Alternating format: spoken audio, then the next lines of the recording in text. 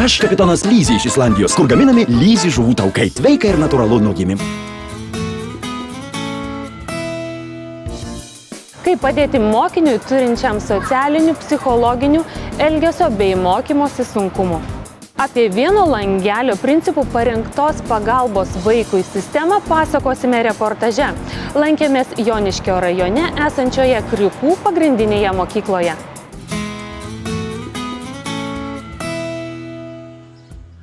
Apie kitokį mokymą, kurį išbandyti gali Lietuvos moksleiviai dalyvaujantys alternatyviojo ugdymo projekte, padėkime augti žiūrovams jau pasakojome praėjusių metų laidose. Tuomet aptarėme produktyviojo mokymosi naudą, galimybę vaikams ne tik įgyti žinių neįprastais metodais, didinant mokymosi motyvaciją, bet ir išbandyti save įvairiose praktikos vietose. Šiandien norime papasakoti apie dar vieną Lietuvos mokyklose išbandomą kitokio mokymosi modelį, kuris pavadintas tinklinio bendradarbiavimo modeliu. Jo esmė individualaus pagalbos plano mokiniui sudarymas. Šie planai kuriami užsisklendusiems turintiems socialinių, psichologinių mokymosi ar elgesio sunkumų vaikams. Šito modelio tikslas yra, kad būtent konkrečiai pradedant su vaiku, išsiaiškinant visą situaciją, surenkant iš visų partnerių, vidinių partnerių, tai yra mokyklos ir išorinių, tai yra psichologinių, pedagoginių tarnybų, sakykime, policijos, švietimo skyriaus, bendruomenės vietos, surinkti viską apie šeimą, apie vaiką ir tiesiog kartu su vaiku ir jeigu yra galimybė su šeima, tiesiog sudaryti tą pagalbos planą. Vieno langelio principų pagrįsta pagalbos mokiniui sistema veikia padedant konkretaus atvejo koordinatoriai.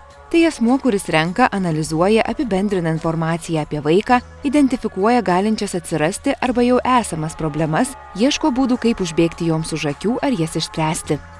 Atvejo koordinatoriui tai iš tikrųjų labai didelė yra atsakomybė. Pirmiausia, jisai turi žinoti visą situaciją, jisai turi susikalbėti ir susitarti su visais mokykloje šitais žmonėms, specialistais ir su klasės auklėtojais. Jeigu dalykai yra problemas, dalyko mokytojai, sakykime, ar ne, ir su tuo turi pasikalbėti, ir su psichologu, jeigu jis yra, ir su socialiniu, ir su išorinio tinklo žmonėm, jisai turi viską susidėlioti. Vaiko ir koordinatoriaus bendravimas yra esminis dalykas.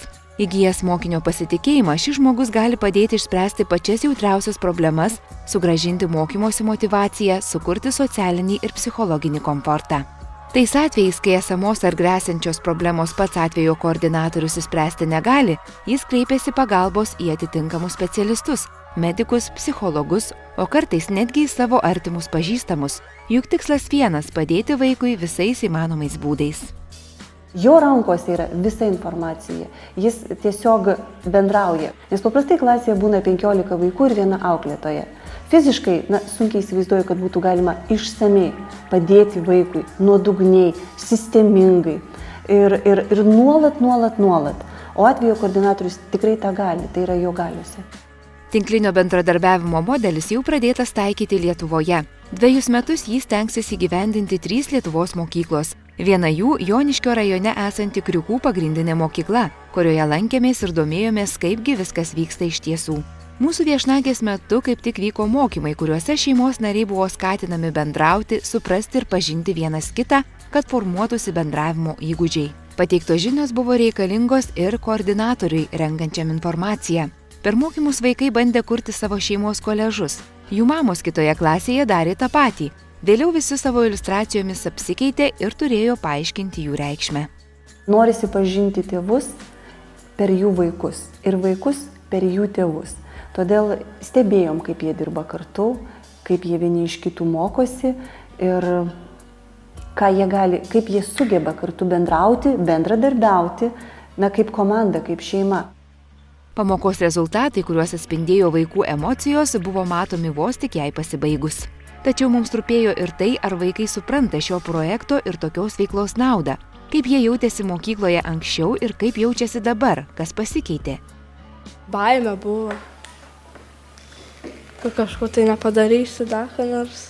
Buvom per daug uždarsęs, neišreiškiau savęs, ką aš sugebu. Seniau tokia buvau nelabai atvira, tokia uždara.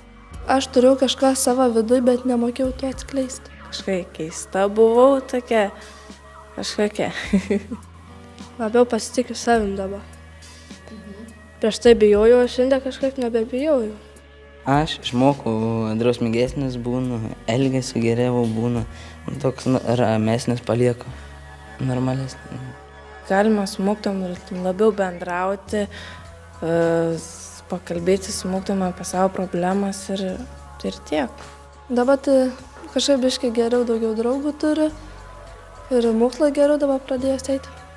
Pasak projekto koordinatorių, viena iš priemonių padedančių vaikams keistis dienoraštis. Tai tinklinio bendradarbiavimo modelio dalis. Dienoraštį kiekvienas vaikas pildo kas savaitę. Rašant jį galima ne tik išsakyti savo jausmus ir mintis, bet ir pasitarti su specialistais, kuriais pasitiki. Tai, ką jie rašo, iš tiesų mes nežinome. Ta informacija nukeliauja pas projekto vykdytojus. Tačiau jie turi galimybę bendrauti tiesiogiai su ekspertais, su projekto vykdytojais, gali jų paklausti, jeigu jiems kyla kažkokių keblumų. Jie parašo ir tai, kad juos ten kas nuskriaudė, kas ten apibarė, su kuo susipyko ir meilės reikalus jie ten rašo. Bet jie kalbasi, suprantat, ir jie gauna patarimus ir kitoj žinutėje ačiū, mes viską apsprendėm, aš pakalbėjau su atvejo koordinatorė, ten įvardinama vardą ir šitą problemą įsisprendė, aš į mokyklą ateisiu. Aiškiai matyti, kad visos projekto veiklos skirtos vaikui pažinti ir suteikti jam pagalbą. Tačiau be šių tikslų projekto koordinatoriai siekia moksleivius, jų tėvelius ir mokytojus išmokyti suprasti vienas kitą. Sutikime, ne visada išgirdę vaiko klausimą, į jį įsigiliname ir aiškiai suprantame, ką vaikas nori pasakyti.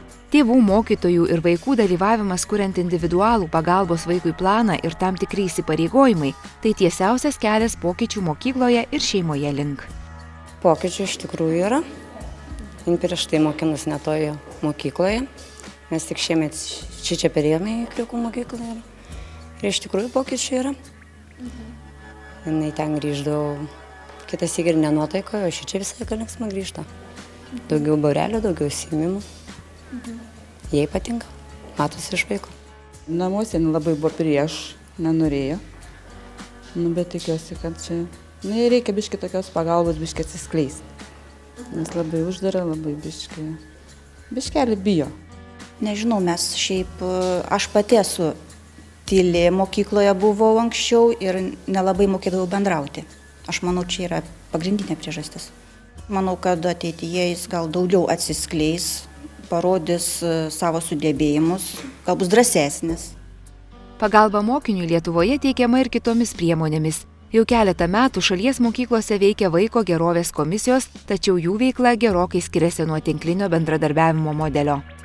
Mokyklose veikia vaiko gerovės komisijos, tačiau jos veikia tokiu principu, kai vaiko problemos sprendžiamos finišo tiesiojoje. Tada, kai kyla klausimas apie vaiko pašalinimą, apie kitų sunkumų sprendimą. Projekto skirtumas yra tas, kad mes vos pamatę problemą iš karto užkertame jam kelią. Kad vaikas nepatektų į gerovės komisiją, kad kaip tik jam neprireiktų tos finišo tiesiosios, o kad galėtų sėkmingai startuoti. Tikėti vaikais, atrasti kelią į jų širdis, išmokti su jais bendrauti ir padėti jiems pajusti mokymosi džiaugsmą bei sėkmę. Šiuos tikslus šiandien kelia tinklinio bendradarbiavimo modelio koordinatoriai. Tačiau mes linkėtume juos išsikelti visiems tėvams ir mokytojams. Visų pirma, savo vaikui galime padėti mes patys, ne tik klausydamiesi, ką jis sako, bet ir suprasdami jį.